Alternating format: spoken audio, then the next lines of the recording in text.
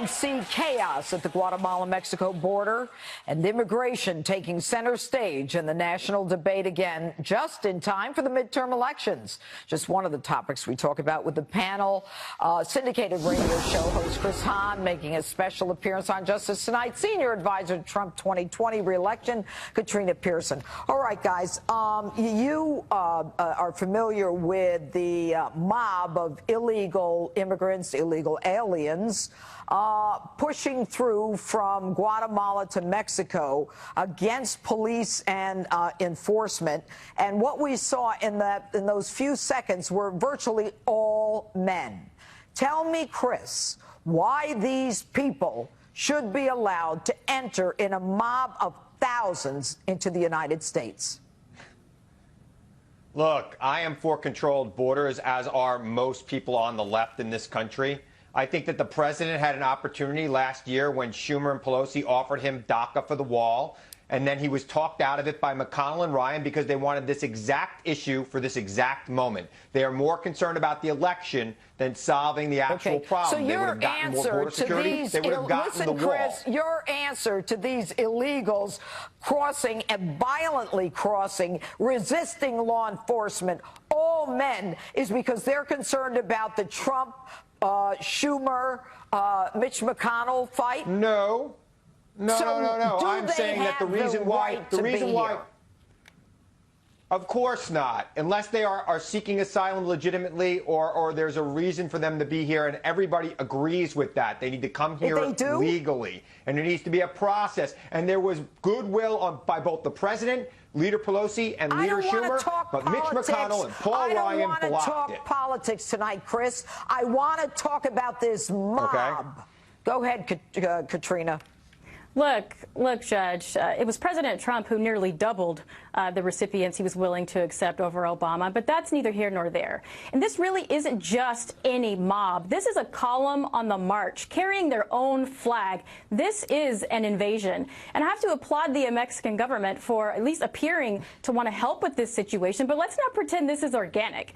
We're talking about men, thousands of men, only scattered with women and children for protection, who are actually marching across the border. This is another leftist-funded operation, fully flagged with several innocent victims, photo-ready outrage designed to pull on the heartstrings of Americans, complete emotional attachment, only to distract from the rational analysis behind this. This is no more organic than Dr. Ford coming out in the 25th hour to try and have the left capitalize on getting rid of due process in this country. This is a $35 million project. Katrina, if you want to talk about, if you want to go down the conspiracy theory hole about this, there is no way that Democrats in this country would have organized this at this point in the midterm election. This is perfectly pitched for the Republican base right now. This is exactly what you needed at this time to energize your base. So you're going to tell me, Chris, that people who are Katrina's suggesting that this is some conspiracy. I want to know what you know about the conspiracy, Katrina. It costs $7,000 per head to bring these people. $7,000 per head to have these traffickers move these people